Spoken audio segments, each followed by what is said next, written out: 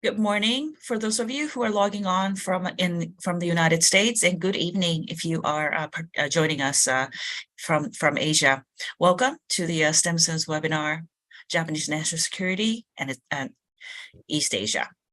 We are letting people into this webinar, so we will give them a few more minutes before we get started.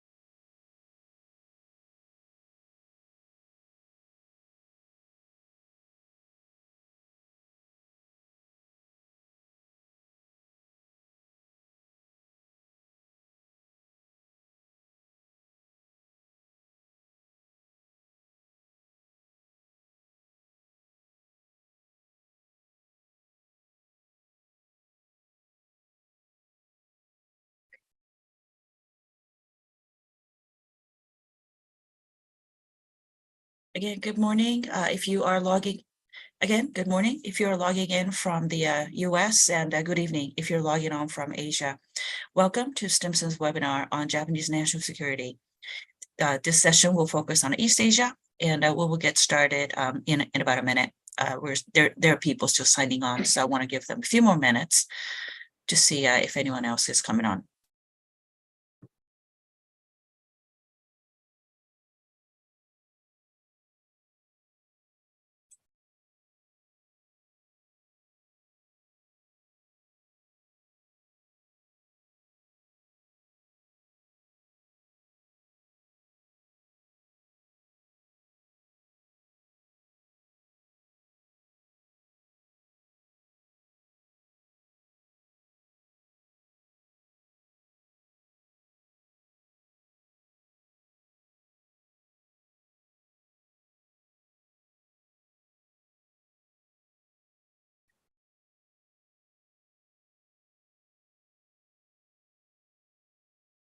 Okay. I think people are still coming in, but we only have an hour, so we are going to get started. Welcome again for everyone who's joining us. Stimson Center has had the privilege of collaborating with the Embassy of Japan here in Washington, D.C. to look at the important issues that are relevant for Japanese foreign policy. As many of you know, last December, Japan came out with a new 3 strategic document: National Security Strategy, National Defense Strategy, and Defense Build-Up Plan. This year, I have invited 10 experts in Japan whom I asked to look into various parts of that security strategy and what that means for Japan moving forward. Today, I'm welcoming Professor Yasuo Sakata from Kanda University of International Studies and Dr. Madoka Fukuda from Hosei University. They will discuss further about the East Asia angle of this. And for those of you who are current news watchers, this is just sheer coincidence. This webinar couldn't have happened at the better day.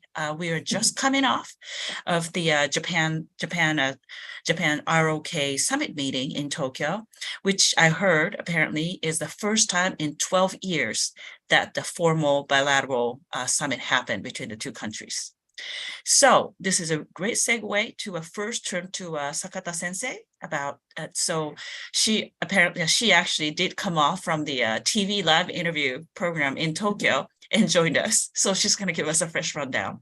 So Sakata Sensei, welcome, and thank you for joining us. So what's your read on this first in 12 years summit meeting between Prime Minister Kishida and President Yoon? And what do you think it'll mean for the Japan's relationship with East Asia moving forward? Okay, yeah, let me answer that question in my talk. But first of all, greetings from Tokyo. It's evening here, and thank you, Tatsumi-san, for inviting me here. And I'm also really glad to join this session with Professor Fukuda. And yes, I'm actually at a TV station in my own room, and just finished a news commentary regarding the Korea-Japan summit today between Prime Minister Kishida and President Yoon. And so finally, and hurrah, a real bilateral summit in 12 years, because the last one was in 2012. And in person too, not virtual. Yeah, yes. So by a real summit means, just the two countries together, right? Focus on each other, yes.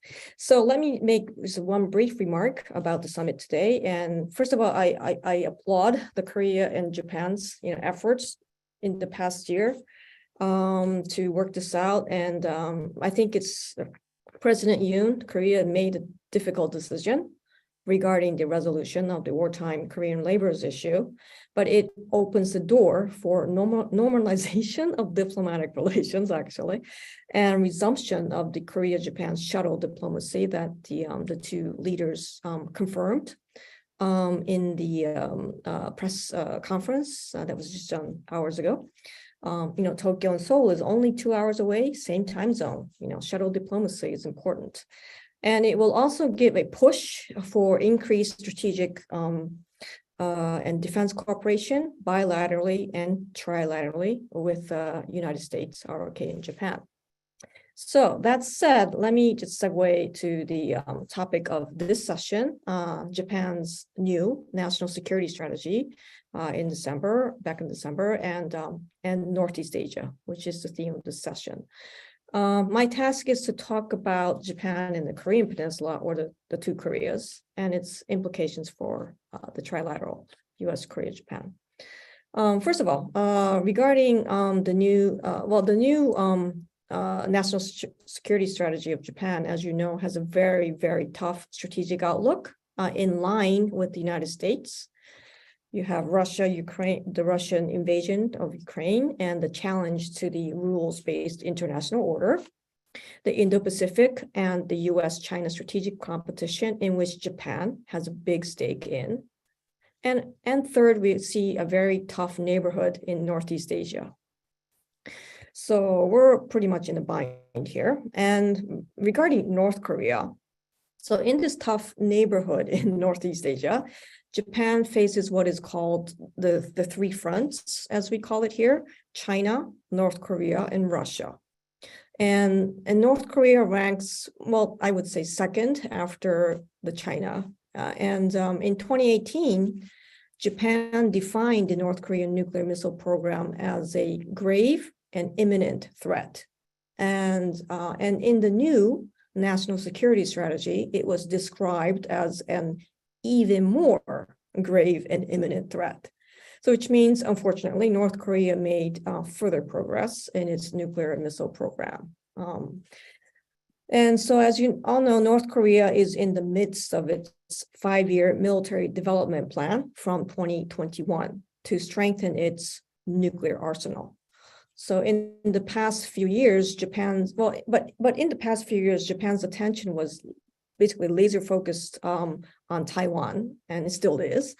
And if you can recall, the Chinese behavior in response to House Speaker Nancy Pelosi's visit to Taiwan last year, really heightened tensions. But in the meantime, North Korea conducted an unprecedented number of missile tests last year.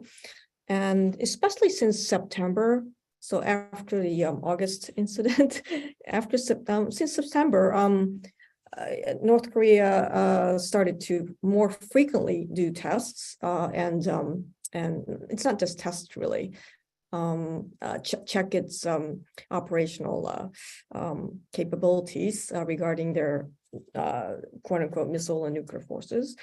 And so attention shifted to North Korea, albeit briefly, when an IRBM flew over Japanese airspace in October last year, when J alerts or the missile alerts were issued in like 5 years since the last one in 2017. And Japanese people have forgotten about that, but we were reminded that, oh, North Korea is still a threat to us and not to be ignored. Now, South Korea. While North Korea is perceived as a security threat, South Korea, on the other hand, is a security partner. And so under the Yoon Suk-yeol administration since May of last year, South Korea is looked upon in a very different light now compared to the previous Moon administration. So Japan and South Korea now are pretty much in lockstep. We do have our differences, nuanced differences, but pretty much in lockstep in terms of strategic outlook. North Korea, Indo-Pacific, and upholding the rules-based international order, freedom, and democracy. So the new national security strategy notes that South Korea is an quote unquote important neighboring country, but it also acknowledged South Korea as an Indo-Pacific security partner. This is important because South Korea was never mentioned in the context of Indo-Pacific before. So this is in light of South Korea's announcement of its own Indo-Pacific strategy last year, and also the trilateral summit, the Biden-Yoshida summit last November, on the sidelines of East Asia Summit. And the statement is officially titled Phnom Penh Statement on Trilateral Partnership for the Indo-Pacific, which I will refer to again later. But basically, in the new national security strategy, South Korea has been upgraded as a security partner. It is listed fourth after the US is, the main pillar, the main ally for Japan. And then you have Australia, India, and then South Korea is listed as the fourth country. So it's after the Quad countries, then comes South Korea. So this is ordering is very important here. And so South Korea has been, basically upgraded as a security partner. So the Kishida-Yoon summit today, a real summit, will further push this direction. And by the way, there was a Kishida-Yoon summit in Phnom Penh last November, official but brief, on the sidelines. But this summit today will put in motion the last stages toward, that last summit in Phnom Penh put in motion the last stages toward the real summit today. So this will be, today's summit will be a go sign for upgrading strategic cooperation. And in the process, the Korea-Japan GSAMIA, it has been announced that it will be normalized. And hopefully we have another issue, the radar lock-on incident, which happened between the two militaries, the navies back in 2018. Hopefully that issue can be overcome within this process. Lastly, on the subject of US, Korea, Japan trilateral cooperation, Japan has steadily committed to the US, Japan, Korea trilateral, no matter who's in power in South Korea, in its national security strategies as well, including the new one, the new national security strategy in December of last year. So this is because the trilateral is an important part of the US-Japan alliance. So we never waver on that.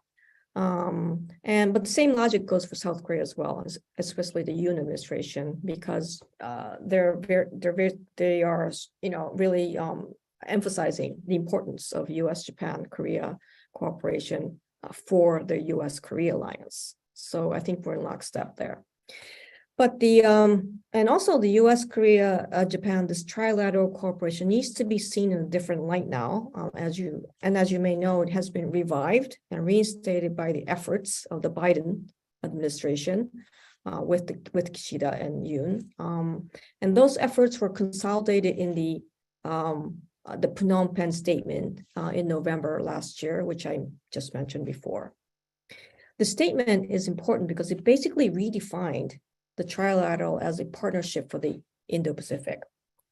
And so regarding the joint statement, I was in a podcast with Dr. Victor Cha at CSIS a while ago, and I gave it an A or A+ as a document, and he agreed. And it's a very comprehensive document and covers all the relevant issues for the Indo-Pacific.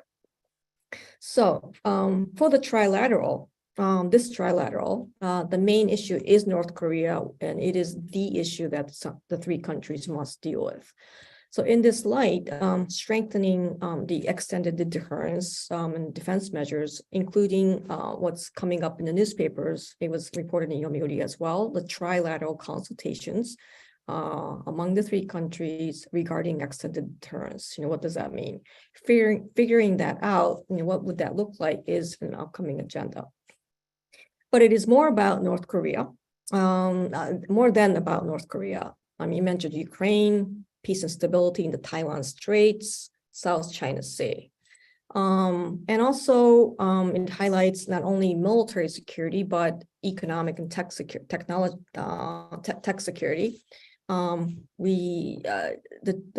The three countries have been able to open a trilateral economic security dialogue, just I think last month or so. And Japan and Korea bilateral economic security dialogue has been agreed upon today at the summit.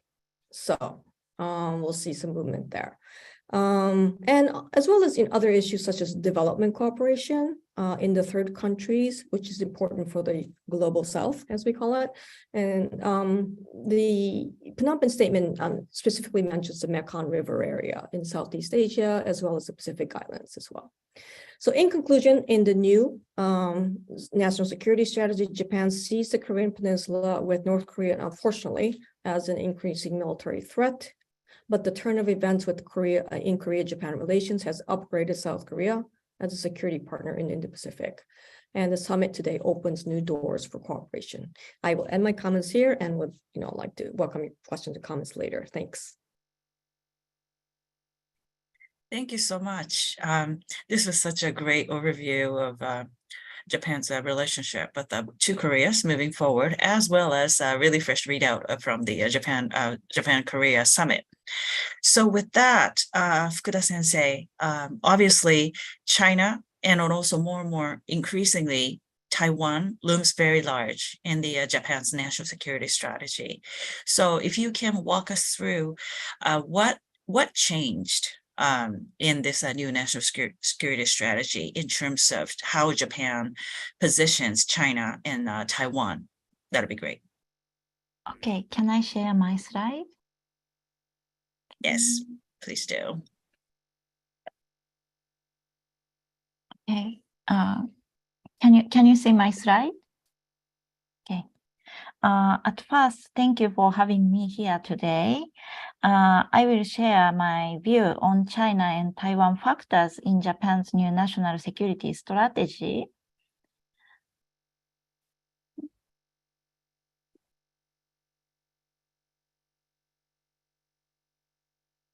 Okay. In the security environment surrounding Japan, as Sakata Sensei introduced, China's military build-up and attempts to change the status quo in the region might be the most significant change in the 9 years since the enactment of the former national security strategy. In particular, the military tension across the Taiwan Strait has reminded the Japanese government of the possibility of being forced to respond to a Taiwan contingency. According to various Japanese media reports, how to describe China's threat was one of the points of contention in the revision process of the strategy. In the former national security strategy, China's external stance was an issue of concern for the international community, and the situation across the Taiwan Strait was described as containing both orientations towards stability and potential instability, as it was stable then. But the new NSS describes China as a matter of serious concern and the greatest strategic challenge. Mentioning the situation across the Taiwan Strait, it states concerns are mounting rapidly, not only in the Indo-Pacific region, including Japan, but also in the entire international community. So, concerning China's attempts to change the status quo in the region and North Korea's nuclear and missile threats, the new NSS calls for the possession of a counter-strike capability. This is a significant shift in Japan's post-war security policy. Japan's security policy has been based on an exclusively defense-oriented approach, and it states that Japan will use its defensive capabilities only when the three conditions for using force are fulfilled. The three conditions were redefined in the 2015 legislation for peace and security. First, Japan will use force only when an armed attack against Japan has occurred, or when an attack against a foreign country in a close relationship with Japan occurs and threatens Japan's survival. Second, Japan will use force when there are no appropriate means available to repel the attack and ensure Japan's survival. Third, Japan will use force to the minimum extent necessary. Japanese government assumes that changes in the strategic environment have necessitated a counter-strike capability as the minimum necessary force for self-defense. And the new strategy also clearly states that the operation of such a capability is premised on the Japan-US security treaty regime. The new strategy defines counter-strike capabilities that enable the launch of an effective counterattack against the opponent's territory. The SDF mainly plans to enhance its long-range missile force, which it has already introduced. Such capabilities include the Type 12 surface-to-ship missiles, the Island Defense High-Speed Gliding Missiles, the Long-Range Hypersonic Guided Missile, the Joint Strike Missiles on the F-35, the Joint Air-to-Surface Standoff Missiles on the F-15, and it will also include the newly introduced Tomahawk missiles. As the primary deployment site for counter-strike capabilities, the new security strategy called for developing a defense structure for the Southwest Islands, a group of islands connecting Kyushu to Taiwan. The Defense Build-Up Program, enacted in response to the new NSS, states that the ground SDF's 50th Brigade, based in Okinawa Prefecture, will be upgraded to the division, and that the mobility of other units will also be enhanced. The plan also includes a policy to form a new unit equipped with long-range missiles. Furthermore, the plan contemplates deploying a supply base in the Southwest Islands. In the Southwest Islands, China's public vessels have become a regular feature of activities in the waters surrounding the Senkaku Islands. See the graph on the right. The blue line graph shows the number of Chinese public vessels per month that have entered the contiguous zone. The red bar graph shows the number of vessels entering territorial waters. Since 2012, when Japan transferred ownership of 3 of the Senkaku Islands from civilians to the government, Chinese public vessels have been entering the contiguous zone almost daily and repeatedly passing in the territorial waters about 3 times a month. Around Taiwan, Chinese military demonstrations or training have become more active. In addition, when the PLA conducted an extensive exercise against Taiwan in August 2022, Chinese intermediate-range ballistic missiles landed within Japanese exclusive economic zone. As a result, the Japanese public is now widely aware of the need to enhance defense capabilities and Japan's role in the alliance with the United States. In the event of a conflict in this area, there are 3 major patterns of possible Japanese responses. The new NSS has not expanded the interpretation of Japan's right to exercise self-defense since the 2015 legislation for peace and security. First, if a direct military conflict between Japan and China over the Senkaku Islands, or a Chinese military invasion of Taiwan involves an attack on Japanese territory, Japan would consider counterattacking China as a matter of individual self-defense. Second, when China's military invasion of Taiwan doesn't involve an attack on Japan's territory, Japan would recognize the situation as an existential crisis and exercise its right of collective self-defense to use force.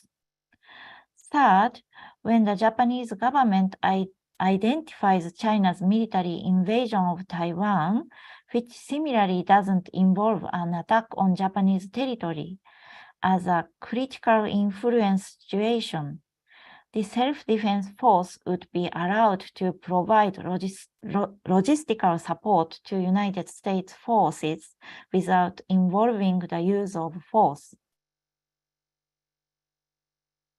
Thus, Japan's counter-strike capability has increased the cost of China's military operations against Taiwan in a way that would activate Japan's right of self-defense, including collective self-defense. Japan's reason for announcing such a new strategy is nothing less than a sense of crisis regarding the current situation in the region. At the same time as strengthening deterrence capabilities, the Japanese government needs diplomatic efforts to appeal to China and other neighboring countries about its sense of crisis and the importance of dialogue and confidence building in the region. I will stop here. Thank you for attention.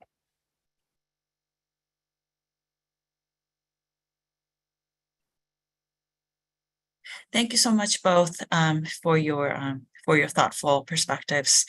Just to highlight to everyone, you can read their commentaries actually on the Stimson website, and then I will circulate around the link to their respective commentaries in a chat box in a second. So if you can pay attention to that, that'd be great. And this will also become available in compilation with 8 additional commentary into a 1 booklet in about a month time. And when that comes out, we will send out the announcement as well. So just to keep that in mind. So, Fukuda Sensei, Sakata Sensei, I already have a couple of questions for you.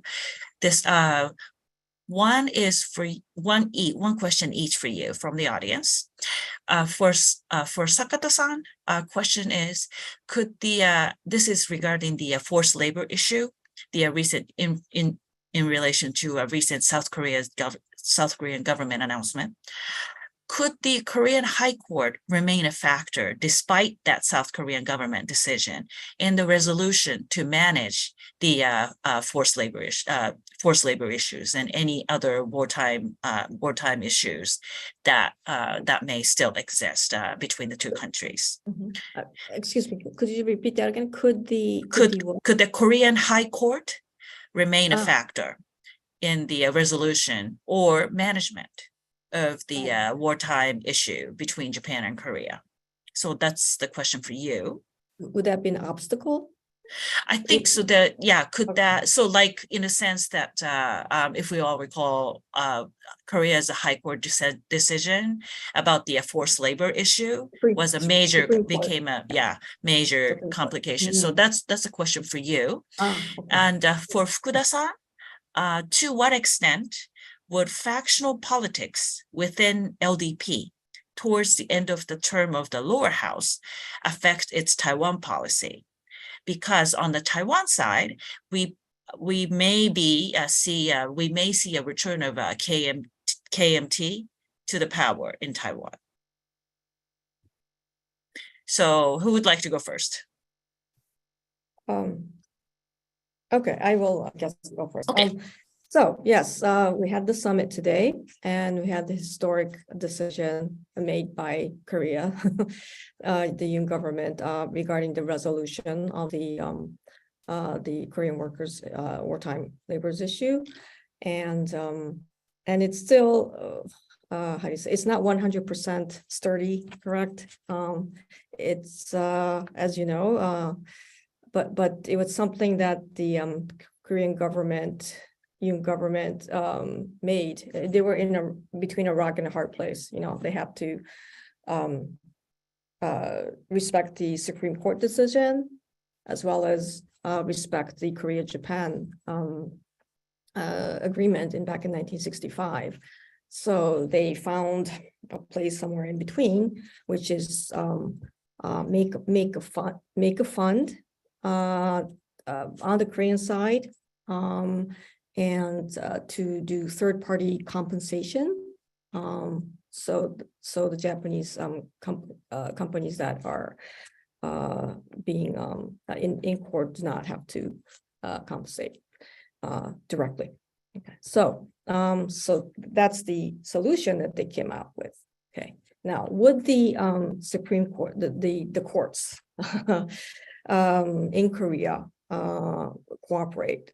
Of course, it's a yes and no, because Korea is a democratic society and there's many opinions, and there's still, of course, opposition as to the resolution that the Yoon government came up with. So, but there's also let's work with it. You know, there's also support for it. So, I'm not a Korean politics, domestic politics expert per se, but how it is perceived here is that the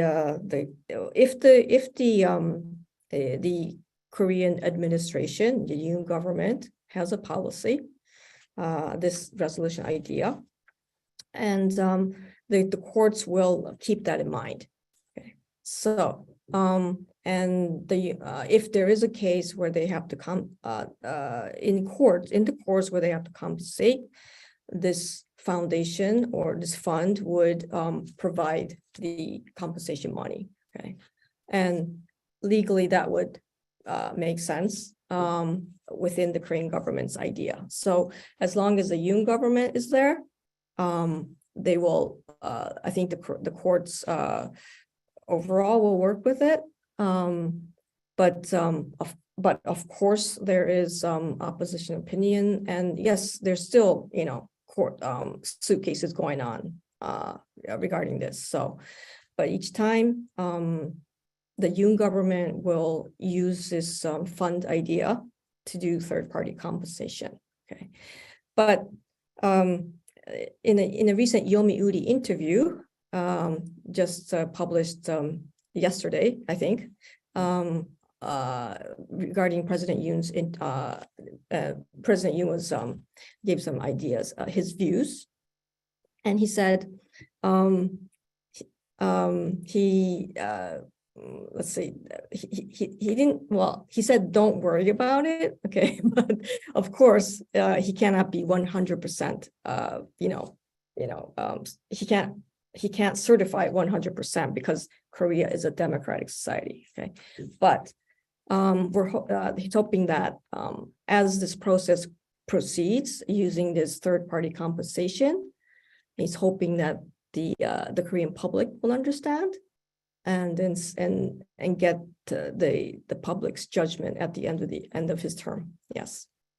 So will it be an obstacle? Not as much as before, maybe, as if the courts decide to respect what the administration came up with. So that's my answer. Yes, but it's not 100% solved. Yes. Thank you. Fukuda-san, over to you.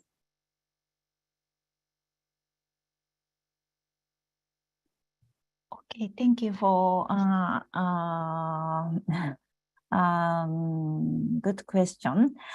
First, I personally believe that there is still much work to be done before the KMT returns to power. But considering the LDP government's response to the KMT's return to power, the first task will be to restore relations that deteriorated at the end of the last KMT government, Ma In-cho government, government. However, as with the United States government, whether the KMT becomes the ruling party or the DPP keeps the governing party under the current circumstances, under the current international situation, I believe that LDP lawmakers will move in the direction of establishing solid communication channels with Taiwanese counterpart. That's my answer. Thank you. Thank you. Thank you both. Next question. I think this is to both of you. To the extent, what would be a confidence building measure by Japan with China, Korea, and other Asian neighbors in your view? I think we can probably focus on South Korea and China for the purpose of this panel, but maybe I will turn to Fukuda-san first this time, and then ask Sakata-san to fill in. So, thank you for your question. The confidence building with China in my presentation means that the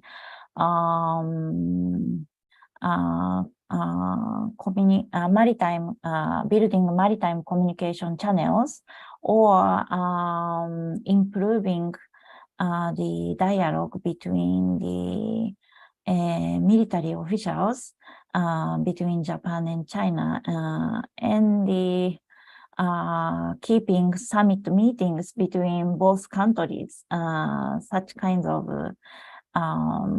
many layers, keeping and moving well the multi-layers communication. And the purpose is to understand the will of each government and the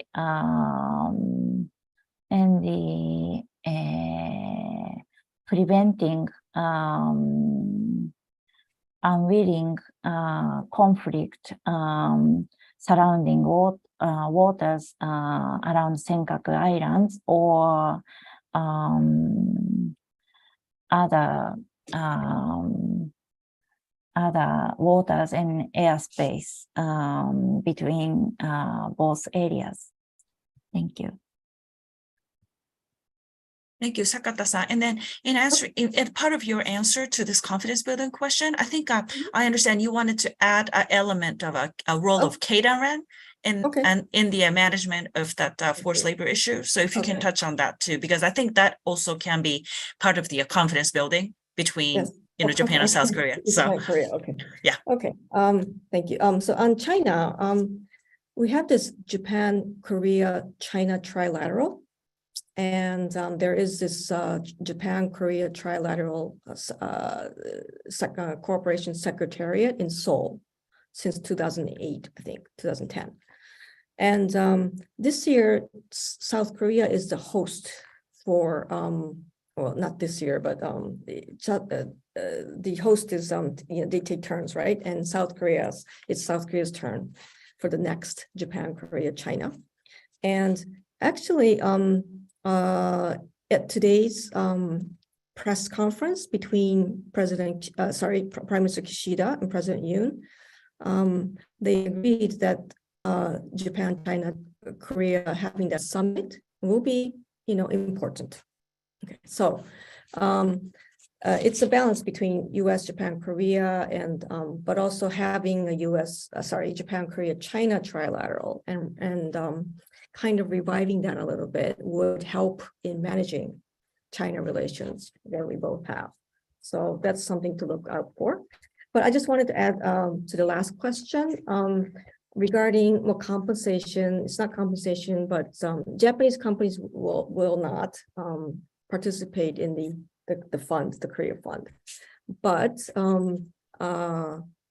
Japanese companies, the Keidanren, in which the companies who are in court are members of the Keidanren, along with the Korean Federation of Businesses, have agreed and announced today that they will have a Mirai Partnership Foundation, Mirai Partnership Kikin, which is for promoting Korea-Japan economic cooperation, as well as helping and nurturing the next generation.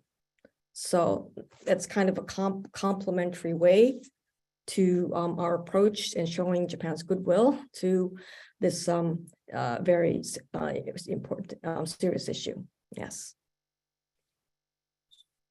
And it's part of confidence building. It's not military, but yes. Right.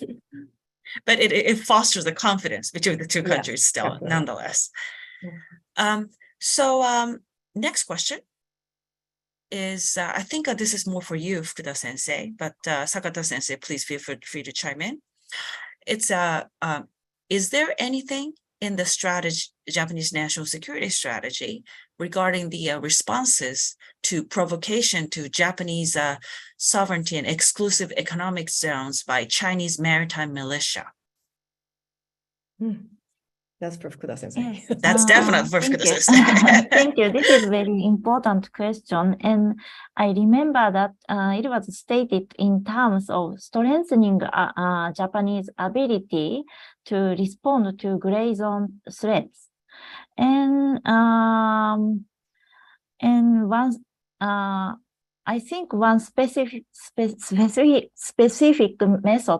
mentioned in the 3 documents was to establish a cooperative system between the Japanese Coast Guard and the Maritime Self-Defense Force.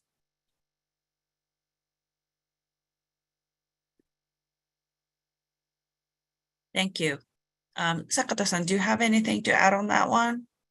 No, Okay. I just wanted to say that the Coast Guard SDF relationship needs to be revamped. So I think she made a very important point. Mm-hmm. So that one was squarely on Fukuda Sensei. Next one is very much for you, Sakata Sensei. Oh, okay. For the U.S.-Japan ROK relationship, is there a discussion of industrial-based collaboration or greater military integration in any way? This is discussed in relation to the U.S.-Japan alliance frequently, and I'm wondering if there is potential trilateral work as well. A very good question. This defense industry cooperation is not, there's not an agenda in Korea-Japan defense cooperation. And so thus, it won't be in the trilateral. For now, it's not in the Phnom Penh statement. So that's my first answer, okay? But Japan is looking toward beefing up its defense industry, including exports. But Japan sees Korea also as a competitor, going way far globally in its defense industry sales. So right now, not much defense industry cooperation as well, but we have to kind of first normalize the military intelligence sharing, the SAMIA, also hopefully AXA, that we the acquisition agreement, cooperation agreement that we tried to do in 2010, 2012, which is kind of was kept off the table, but now hopefully maybe that as well. And we'll see if there's any defense industry or tech cooperation, but that's kind of higher up on the agenda for Korea, Japan, and US, Korea. Before that, we just need to first, Korea, Japan needs to rebuild trust because of the 2018 radar lock-on incident and all that. Yes. So I'll just stop there. Thank you. Thank you. So this probably is both for you, for both of you. This is from another viewer. Thank you for your useful presentations. One of the defects of strategy, quote unquote, strategy document, including that of the United States, is that they tend to emphasize inputs or aspirations rather than outcomes, what the government intends to achieve by a specific time. The diplomatic effect on Japan's defense modernization will depend more on deployed capabilities than expressions of intent. What outcomes does the Japanese government, do you think, expect to achieve by the end of the I guess, a current defense buildup plan? So that'll be about 5 years. I mean, that is also the timeline that government in the strategy documents committed itself to increase its defense budget up to around 2% of GDP. So I wonder if either of you have a little bit of a thought on that. I think Fukuda Sensei will be more prepared for this to answer this question, as well as I think maybe in the other sessions as well. But in this session, I think Fukuda Sensei will be more prepared. Okay, I will try to answer shortly. We have also, I have also heard that some of the contents described in the 3 Japanese security documents are particularly difficult to achieve in the time frame, 5 years time frame. Especially about these documents in this time. For example, in my presentation today regarding the building of the counter strike capabilities, some retired SDF officials told me that some missile improvements, long-range missiles improvements will be difficult in 5 years. And I also heard that until now, the self-defense force has never had the so-called counter-strike capabilities. So it is very, very difficult to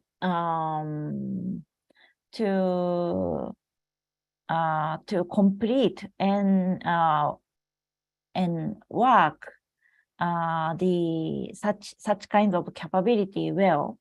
The SDF will need many kinds of exercises and the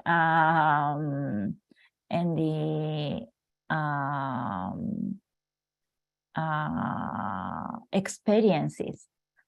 Thank you.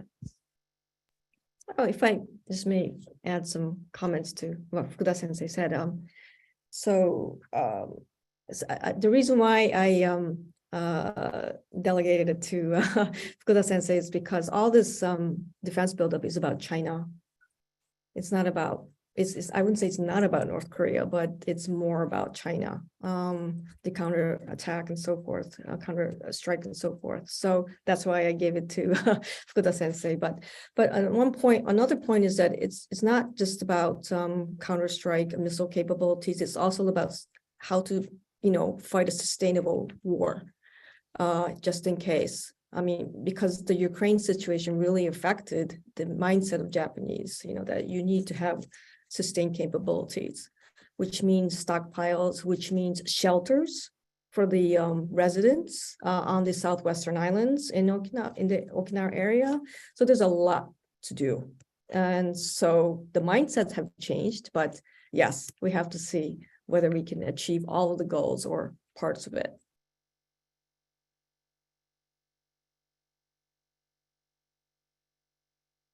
You're muted. Yes, we have about 10 more minutes before we end the session. I wonder if maybe if I can come back to both of you to see if you would like to add a few more thoughts before we conclude. And then in that remarks, I wonder if you can both highlight the obviously Japan's national security strategy document made a reference to Korea as an important partner, China as the greatest threat that Japan faces in the long term, but then also biggest challenge, not threat, challenge that Japan faces in the long term, while mentioning importance of peace and stability of Taiwan. So moving forward, if you can, as we conclude this session, if either of you can highlight some of the challenges that you see moving forward for Japan when Japan try to achieve these policy goals. I will start from maybe you, Fukuda-san, to flip the order, and then Sakata-san has the last word. Okay, thank you for very challenging question. And as I pointed out in my commentary about the 3 scenarios I presented today, the scenario is very clear, but actually there are many challenges and problems to improve such kinds of operations. For example, today I presented 3 types of Japanese government's decision, how to say, 事態認定 situation, deciding on the type of the situation. Right, certification of the situation, of the situation. Maybe. But the process of the satisfaction or discussion is not so clear. So in many simulation of the Taiwan contingency in Japan recent years, such kinds of certification for such kinds of certifications, Japanese government needs a long time to decide what kind of situation this is. So in case of the contingency, how the government decide the way to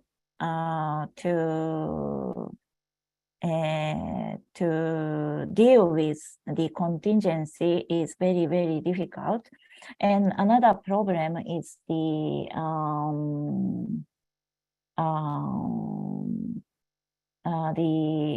also in the process of the evacuation from Taiwan. Now in Japan, there are many discussions about the evacuation from Taiwan in case of the contingency, but whether the evacuation from Taiwan or the evacuation from the Southwest Islands,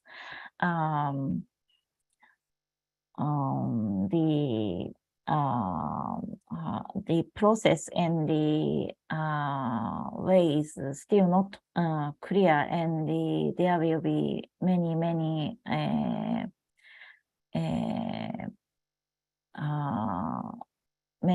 challenges in the practice. To me? Okay. Challenges. Well, this U.S. Regarding the U.S. Korea-Japan Defense Cooperation, I mentioned one of the top issues is North Korea and how to respond to their nuclear missile program or nuclear arsenal. And one of the issues is holding this trilateral extended deterrence consultation. And this is something really new because, bilaterally, U.S.-Japan has extended deterrence dialogues, consultations, and U.S.-Korea has their own extended deterrence consultative group, which is much more, I think, intense as compared to U.S.-Japan.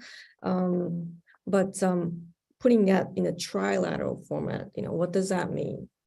And it's all about, Japan and Korea, assuring the allies, giving it more credibility of the U.S.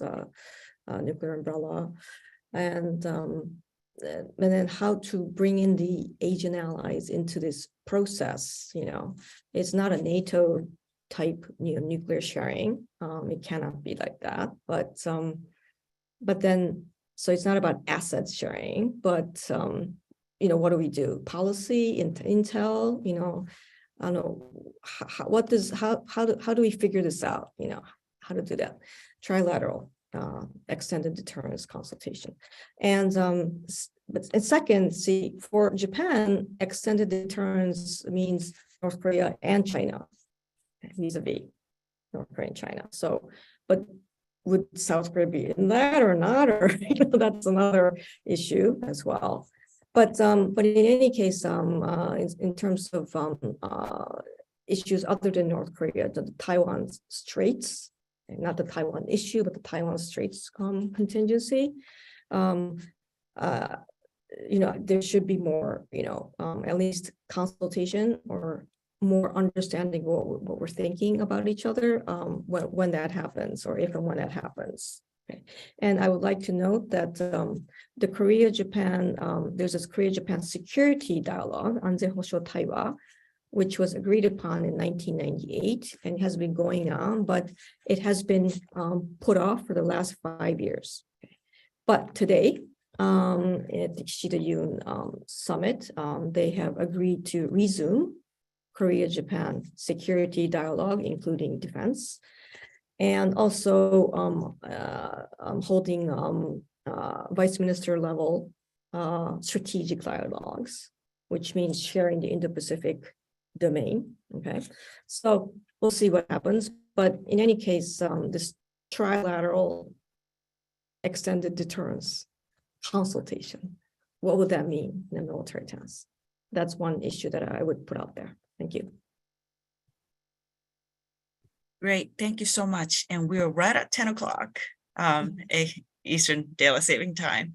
Again, thank you for both of you for joining us and staying up so late for the seminar. And as mentioned, for everyone, I did put up the Dr. Fukuda and Professor Sakata's commentaries on the link in the chat box. So please take a look when you have a chance. And then also we will have this webinar has two more series. Another one is coming up on March 27th, which focus on economic security. And the last one of the series will be held on March 31st, there, we will look into more about the issues of Japan's alliance with the U.S. and a partnership in the Indo-Pacific Indo-Pacific region and beyond. So I assume as many of the issues that has been discussed today will continue to be discussed, particularly on the March 31st session. So please keep an eye out for those announcements for those events. And other than that, thank you again, Sakata-san and Fukuda-san, for joining us this morning. And thank you to all of you for joining us today. This concludes